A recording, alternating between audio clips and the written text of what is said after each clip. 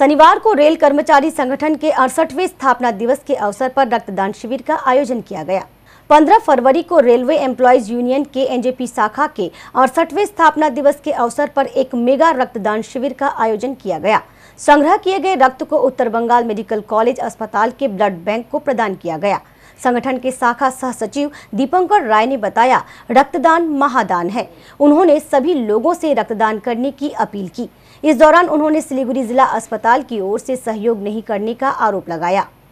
আর আমাদের এটা হচ্ছে 68th ইউনিয়নের ফাউন্ডেশন ডে।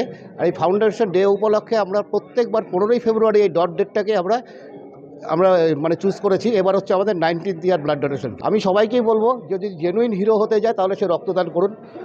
রক্তদান মহৎদান, এর উপরে আর কিছু বলার নেই। জেলা হাসপাতালকে আমরা বিগত বছরে আমরা ডেকেছিলাম, কিন্তু জেলা হাসপাতালের ক্ষেত্রে হচ্ছে কি যে আমরা যখন আমাদের প্রয়োজনীয় ব্লাডের যখন প্রয়োজন অনুভব করি তখন সেখান থেকে আমরা সেরকম রেসপন্স পাই না।